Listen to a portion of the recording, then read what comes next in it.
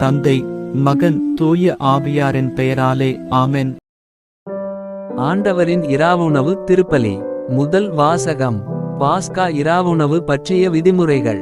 விடுதலை பயண நூலிலிருந்து வாசகம். அதிகாரம் 12. இறை வார்த்தை 1 முதல் 8 வரை மற்றும் 11 முதல் 14 வரை. எகிப்து நாட்டில் ஆண்டவர் மோசேக்கும் ஆரோனுக்கும் பின்வருமாறு கூறினார்: உங்களுக்கு மாதங்களில் தலையாயது இம்மாதமே. ஆண்டில் உங்களுக்கு முதல் மாதமும் இதுவே. இஸ்ரேல் மக்கள் கூட்டமைப்பு முழுவதற்கும் நீங்கள் அறிவியுங்கள். அவர்கள் இம்மாதம் 10ஆம் நாள் குடும்பத்துக்கு ஓர் ஆடு, வீட்டிற்கு ஓர் ஆடு என்று தேர்ந்தெடுத்து கொள்ளட்டும். ஓர் ஆட்டினை உண்ண ஒரு வீட்டில் போதிய ஆள்கள் இல்லையெனில் உண்போரின் எண்ணிக்கைக்கும் உண்ணும் அளவுக்கும் ஏற்ப அண்டை வீட்டாரை சேர்த்து கொள்ளட்டும். ஆடு குறைபாடற்றதாக, கிடாயாக, ஒரு வயது குட்டியாக இருக்க வேண்டும். தேர்ந்தெடுப்பது வெள்ளாடாகவோ செம்மறியாடாகவோ இருக்கலாம். இம்மாதம் 14ஆம் நாள் வரை அதை வைத்து பேணுங்கள்.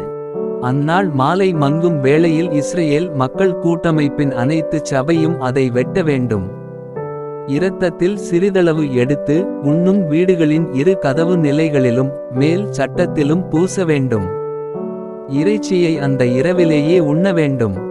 நெருப்பில் அதனை வாட்டி புளிப்பற்ற அப்பத்தோடும் கசப்பு கீரையோடும் உண்ண வேண்டும். நீங்கள் அதனை உண்ணும் முறையாவது: இடையில் கச்சை கட்டி, கால்களில் காலணி அணிந்து, கையில் கோல் பிடித்து விரைவாக உண்ணுங்கள். இது ஆண்டவரின் பாஸ்கா. ஏனெனில் நான் இன்றிரவிலேயே எகிப்து நாடெங்கும் கடந்து சென்று எகிப்து நாட்டில் மனிதர் தொடங்கி விலங்குவரை அனைத்து ஆண்பால் தலைப்பிறப்பையும் சாகடிப்பேன். எகிப்தின் தெய்வங்கள் அனைத்தின் மேலும் நான் தீர்ப்பிடுவேன். நானே ஆண்டவர். இரத்தம் நீங்கள் இருக்கும் வீடுகளில் உங்களுக்கு அடையாளமாக இருக்கும். நான் இரத்தத்தை கண்டு உங்களை கடந்து செல்வேன். எகிப்து நாட்டில் நான் அவர்களை சாகடிக்கும்போது கொல்லும் கொள்ளை நோய் எதுவும் உங்கள் மேல் வராது. இந்நாள் உங்களுக்கு ஒரு நினைவு நாளாக விளங்கும். இதனை ஆண்டவரின் விழாவாக நீங்கள் தலைமுறைதோறும் கொண்டாடுங்கள். இந்த விழா உங்களுக்கு நிலையான நியமமாக இருப்பதாக. இது ஆண்டவரின் அருள்வாக்கு. பதிலுரை பாடல். பல்லவி. கடவுளை போற்றி கிண்ணத்தில் பருகுதல் கிறிஸ்துவின் இரத்தத்தில் பங்குகொள்வதே. ஆண்டவர் எனக்கு செய்த எல்லா நன்மைகளுக்காகவும் நான் அவருக்கு என்ன கைம்மாறு செய்வேன்? மீட்பின் கிண்ணத்தை கையில் எடுத்து ஆண்டவரது பெயரை தொழுவேன். பல்லவி. கடவுளை போற்றி கிண்ணத்தில் பருகுதல் கிறிஸ்துவின் இரத்தத்தில் பங்குகொள்வதே.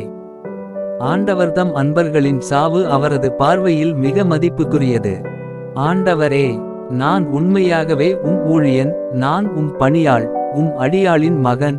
என் கட்டுகளை நீர் அவிழ்த்து விட்டீர். பல்லவி. கடவுளை போற்றி கிண்ணத்தில் பருகுதல் கிறிஸ்துவின் இரத்தத்தில் பங்குகொள்வதே. நான் உமக்கு நன்றி பலி செலுத்துவேன். ஆண்டவராகிய உம் பெயரை தொழுவேன். இப்பொழுதே உம் மக்கள் அனைவரின் முன்னிலையில் ஆண்டவரே, உமக்கு என் பொருத்தனைகளை நிறைவேற்றுவேன். பல்லவி. கடவுளை போற்றி கிண்ணத்தில் பருகுதல் கிறிஸ்துவின் இரத்தத்தில் பங்குகொள்வதே. இரண்டாம் வாசகம். அப்பத்தை உண்டு கிண்ணத்தில் பருகும்போதெல்லாம் ஆண்டவருடைய சாவை அறிவிக்கிறீர்கள்.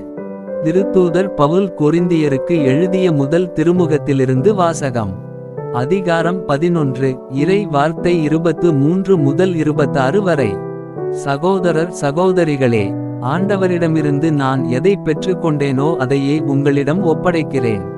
அதாவது, ஆண்டவராகிய இயேசு காட்டிக் கொடுக்கப்பட்ட அந்த இரவில் அப்பத்தை எடுத்து கடவுளுக்கு நன்றி செலுத்தி அதை பிட்டு, இது உங்களுக்கான என் உடல்.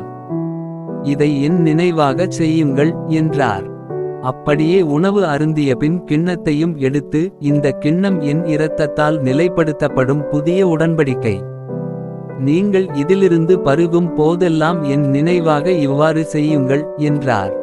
ஆதலால் நீங்கள் இந்த அப்பத்தை உண்டு கிண்ணத்திலிருந்து பருகும் போதெல்லாம் ஆண்டவருடைய சாவை அவர் வரும் வரை அறிவிக்கிறீர்கள். இது ஆண்டவரின் அருள்வாக்கு. நற்செய்திக்கு முன் வசனம். ஒருவர் மற்றவரிடம் அன்பு செலுத்துங்கள் என்னும் புதிய கட்டளையை நான் உங்களுக்கு கொடுக்கிறேன். நான் உங்களிடம் அன்பு செலுத்தியது போல நீங்களும் ஒருவர் மற்றவரிடம் அன்பு செலுத்துங்கள் என்கிறார் ஆண்டவர். நற்செய்தி வாசகம். இயேசு தமக்குரியோர் மேல் இறுதிவரையும் அன்பு செலுத்தினார். யோவான் எழுதிய தூய நற்செய்தியிலிருந்து வாசகம். அதிகாரம் 13. இறை வார்த்தை 1 முதல் 15 வரை. பாஸ்கா விழா தொடங்க இருந்தது. தாம் இவ்வுலகத்தை விட்டு தந்தையிடம் செல்வதற்கான நேரம் வந்துவிட்டது என்பதை இயேசு அறிந்திருந்தார். உலகில் வாழ்ந்த தமக்குரியோர் மேல் அன்பு கொண்டிருந்த அவர் அவர்கள் மேல் இறுதிவரையும் அன்பு செலுத்தினார். இயேசுவை காட்டிக் கொடுக்கும் எண்ணத்தை அலகை சீமோனின் மகனாகிய யூதாசு இஸ்காரியோத்தின் உள்ளத்தில் எழச் செய்திருந்தது.